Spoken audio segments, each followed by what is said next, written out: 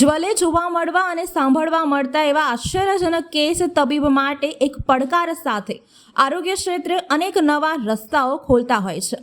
તેવો જ એક કેસ હાલ વડોદરાના અકોટા રોડ ખાતે આવેલ તથા વર્ષોથી એન્ડિયોસ્કોપિક સ્પાઇન સર્જરી માટે જાણીતી એવી સ્પાઇનેક્સ hospital and research centre multi super specialist hospital ખાતે જોવા મળ્યો હતો।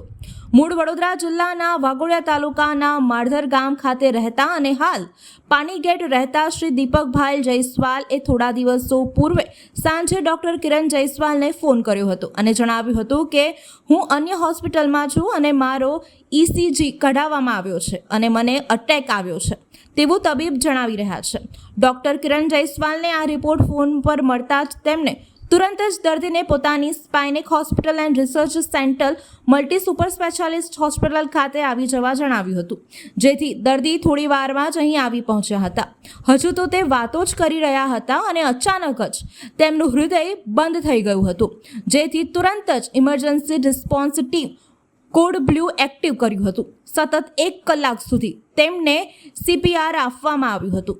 તેની સાથોસાથ આ સમયગાળા દરમિયાન દર્દીને 19 વાર કાર્ડિયોવર્જન શોક પણ આપવામાં આવ્યા હતા। તે પણ આપવામાં આવ્યાની સાથે જ ઇમરજન્સીમાં કેથલેબમાં લઈને ચેકઅપ કરવામાં આવ્યું ને દર્દીની જમણી આર્ટરી સંપૂર્ણ બંધ થઈ ગઈ હોવાથી તેમને તાત્કાલિક ઓપન કરી એન્જિયોપ્લાસ્ટી કરી દેવામાં આવી હતી। કાર્ડિયાક ICCU પણ દાખલ કરવામાં આવ્યા હતા, જેને 10 દિવસ બાદ દર્દી સંપૂર્ણપણે સ્વસ્થ થઈ ગયો હતો અને હાલ હરીફરી શકે છે। આ અંગે જાણીતા તબીબ તથા હોસ્પિટલના ડાયરેક્ટર ડોક્ટર કિરણ જયસ્વાલે વધુમાં જણાવ્યું હતું કે શાર્ક મલ્ટી સુપર સ્પેશિયાલિટી હોસ્પિટલમાં આપ સૌનું સ્વાગત છે।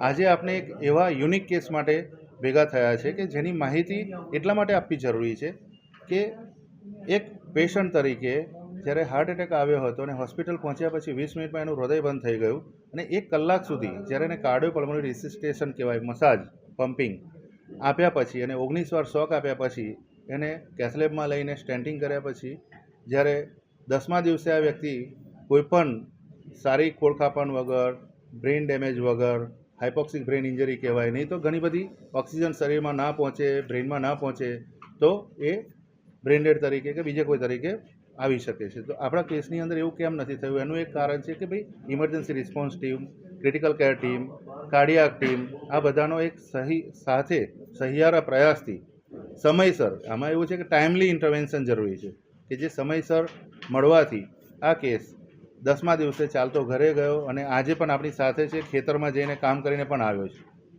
ઘોડા કાપીને। તો આ વસ્તુ છે। દીપક જયસ્વાલ 54 વર્ષ। 108માં મેં આવેલો ચાલતો જ, પછી વેન એવું નાખ્યું, ઓક્સિજન આપવાનું ચાલુ કર્યું, પછી મને કંઈક આગળ ખબર નથી ને 10મા દિવસે મેં ચાલતો ઘરે ગયેલો। સારું છે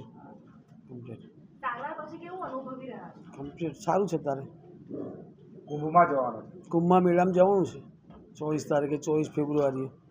અગાઉની ટિકિટો કેન્સલ કરાવી છે, 17 તારીખ, 12 તારીખ ને 27 જાન્યુઆરીની ટિકિટ કેન્સલ કરાવીને હવે 24 ફેબ્રુઆરી જવાની તૈયારી છે।